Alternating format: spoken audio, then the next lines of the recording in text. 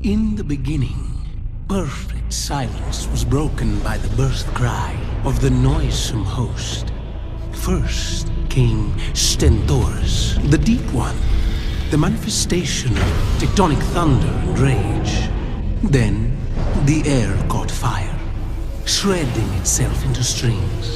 They were gathered by Cacophony, the Mad One, who bent the insanity of the cosmos to their will. Mortals banded together in worship of these gods, and in time, their voices swelled into a single devastating scream. اعوذ باللہ من الشیطان الرجیم بسم اللہ الرحمن الرحیم۔ ابلیس بنی نوع انسان کا سب سے بڑا دشمن، جس نے اپنے ساتھیوں اور پورے خاندان کو اس کام پر لگا رکھا ہے کہ آدم کی اولاد کو قیامت کے دن ناکام کر دے۔ لیکن ابلیس کے خاندان میں ہی پیدا ہونے والا وہ شیطان جس نے ابلیس سے بغاوت کر دی اور محمد صلی اللہ علیہ وآلہ وسلم پر ایمان لے آیا، جب اس کی ملاقات سے حضور سے ہوئی تو اس نے آپ سے کیا بتایا؟ اب وہ شیطان کہاں ہے؟ اللہ تعالیٰ نے انسان کو مٹی اور جنات کو آگ سے پیدا فرمایا۔ انہی جنوں میں ایک جن جس کا نام ابلیس تھا، اس نے آدم علیہ السلام کو سجدہ کرنے سے انکار کیا۔ اس کی پیدائش میں بارگاہ خداوندی سے نکال دیا تا قیامت بنی آدم گمراہ کرنے کی قسم اٹھائی، اور اس طرح انسان اور ابلیس کی تاریخی جنگ آج تک جاری ہے۔ دراصل قوم جنات کی تخلیق کی آدم علیہ السلام سے پہلے ہزاروں سال کی جا چکی تھی۔ ابلیس جو قوم جنات کا ایک فرد تھا، اسے بھی اللہ نے انسانوں کی طرح شعور اور نسل بڑھانے کی قوت بخشی تھی۔ بس شیاطین ایسے تھے جن کو اللہ نے جوڑوں میں پیدا کیا تھا، اور جس طرح انسانوں میں ملاپ سے بچے ہوتے ہیں، اسی طرح شیطانوں کے اندر شیاطین جن اور شیاطین جنی کے ملاپ سے شیاطین پیدا ہوتے ہیں۔ لہٰذا ابلیس کے ساتھی اور اس کی اولادوں میں وقت کے ساتھ اضافہ ہوتا چلا گیا، اور لشکر ابلیس بنی نوع انسان کے گمراہ کرنے کے لیے اس زمین پر پھیل گئے۔ ابلیس کے مختلف کاموں میں اس کے بیٹے اور پوتے مصروف ہو گئے۔ انسانوں میں زنا کاری کو عام کرتا کچھ شیاطین فساد پھیلاتے ہیں تو کچھ انسانوں میں آپس میں لڑواتے ہیں۔ اسی طرح شیطان کی اولادیں خاندان کی طرف بے انتہا جو برائیوں کو عام کرتے ہیں اور انسانوں کو گناہ میں ملوث کرتے ہیں۔ لیکن ابلیس کے ان تمام بیٹوں اور پوتوں اور خاندان میں ایک شیطان ایسا بھی ہے جس نے اپنے جد امجد سے بغاوت کی تھی اور گمراہی کے اس راستے کو چھوڑتے ہوئے صحیح حق پر گامزن ہوا تھا۔ یہ شیطان ابلیس کا پوتا تھا، اور اس نے نبی کریم صلی اللہ علیہ وآلہ وسلم سے ملاقات کی تھی اور پھر آپ پر ایمان لایا تھا۔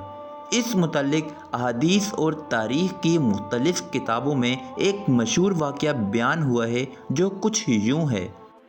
حضرت انس بن مالک اور حضرت عمر ابن خطاب رضی اللہ تعالی عنہ سے روایت ہے کہ ایک روز ہم نبی کریم صلی اللہ علیہ وآلہ وسلم کے ہمراہ مکہ کے جنگلات کی طرف نکلے۔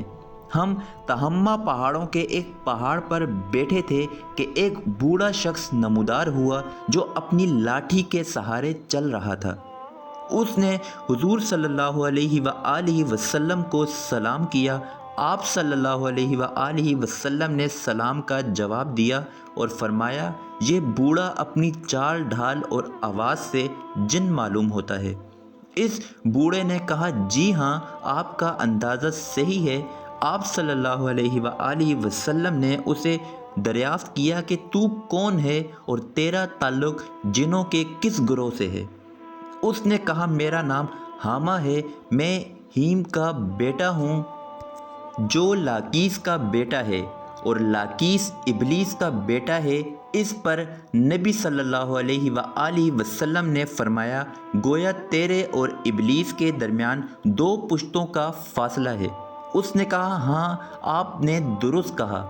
پھر آپ نے اسے دریافت کیا کہ تیری عمر کتنی ہے، اور اس نے کہا یا رسول اللہ جتنی عمر اس دنیا کی ہے اتنی ہی عمر میری ہے، یا شاید اس سے کچھ کم ہوگی۔ جن دنوں قابیل نے حابیل کو قتل کیا تھا اس وقت میں بچہ تھا، اور میری عمر چند برس کی تھی، مگر بات سمجھتا تھا، پہاڑوں میں دوڑتا تھا، لوگوں کا کھانا اور غلط چوری کر لیا کرتا تھا، اور لوگوں کے دلوں میں وسوسے بھی ڈال لیتا تھا کہ وہ اپنے عزیز و اقارب سے بدسلوکی کریں۔ اس پر حضور صلی اللہ علیہ وآلہ وسلم نے فرمایا یہ تو بہت برا عمل ہے۔ اس نے حضور سے کہا مجھے ملامت نہ فرمائیں، کیونکہ میں ان لوگوں میں سے ہوں جو حضرت نوح علیہ السلام پر ایمان لائے تھے اور ان کے ہاتھوں توبہ کر لی تھی اور دعوت دین کے کام میں ان کی مدد کی تھی، یہاں تک کہ میں 1 سال تک حضرت نوح علیہ السلام کے ساتھ ان کی مسجد میں رہا ہوں۔ میں نے ابراہیم علیہ السلام سے بھی ملاقات کی ہے، اور جس وقت ابراہیم کو آگ میں ڈالا جا رہا تھا اس وقت میں ان کے ساتھ تھا۔ میں حضرت یعقوب اور یوسف علیہ السلام کی صحبتوں میں بھی رہ چکا ہوں، اور جب یوسف علیہ السلام کو ان کے بھائی کنویں میں ڈال رہے تھے تو میں بھی ان کے ساتھ تھا، اور یوسف علیہ السلام سے پہلے ہی اس کنویں میں پہنچ گیا تھا۔ حضرت موسیٰ علیہ السلام سے مل چکا ہوں اور ان سے توریت سیکھی، اور جب میری ملاقات حضرت عیسیٰ علیہ السلام سے ہوئی تو میں نے موسیٰ علیہ السلام کا سلام ان تک پہنچایا۔ حضرت عیسیٰ علیہ السلام نے مجھے انجیل سکھائی تھی، اور آگے نبیوں کے سردار حضرت عیسیٰ علیہ السلام نے فرمایا تھا کہ تم محمد صلی اللہ علیہ وآلہ وسلم سے ملاقات کرو تو میرا سلام ان کو پہنچانا۔ چنانچہ میں اس تمنت سے سب قدوس ہونے کے لیے آپ کی خدمت میں حاضر ہوا ہوں، اور عیسیٰ علیہ السلام کا سلام آپ کی خدمت میں پیش کرتا ہوں۔ نبی صلی اللہ علیہ وآلہ وسلم نے فرمایا عیسیٰ پر سلام ہو، اور اے حامہ امانت پہنچانے پر تجھ پر بھی سلام ہو۔ پھر حامہ نے کہا اللہ کی قسم میں بہت شرمندہ ہوں، اور میں اللہ کی پناہ مانگتا ہوں اس بات سے کہ میں کافر رہوں۔ پھر اس نے کہا میں آپ پر ایمان لاتا ہوں۔ اس کے بعد وہ جن اتنا رویا کہ صحابہ کرام بھی رونے لگے۔ پھر اس نے کہا آپ مجھے قرآن سکھا دیجئے۔ چنانچہ آپ صلی اللہ علیہ وآلہ وسلم نے اس جن کو قرآن کی تعلیم دی، اور اس کو سورہ واقعہ، سورہ مرسلات، سورہ الشمس، معوذتین اور سورہ اخلاص سکھائی۔ پھر آپ صلی اللہ علیہ وآلہ وسلم نے اس سے فرمایا اے حامہ جب کبھی بھی تمہیں حاجت ہو تو پھر میرے پاس آ جانا، اور ہم سے ملاقات نہ چھوڑنا۔ صحابہ کرام فرماتے ہیں کہ حامہ وہاں سے چلا گیا، اور اس واقعے کے بعد پھر کبھی حضور سے کبھی حامہ کے بارے میں کچھ نہیں فرمایا، اور پھر کچھ عرصے بعد صلی اللہ علیہ وآلہ وسلم کی بھی وفات ہو گئی۔ اللہ ہی بہتر جانتا ہے کہ اب حامہ زندہ بھی ہے یا مر گیا ہے۔ روایت میں حضرت عائشہ رضی اللہ تعالی عنہا سے منقول ہے کہ رسول اللہ صلی اللہ علیہ وآلہ وسلم نے فرمایا حامہ جنت میں ہیں، بلا شبہ اللہ جسے چاہے ہدایت دیتا ہے۔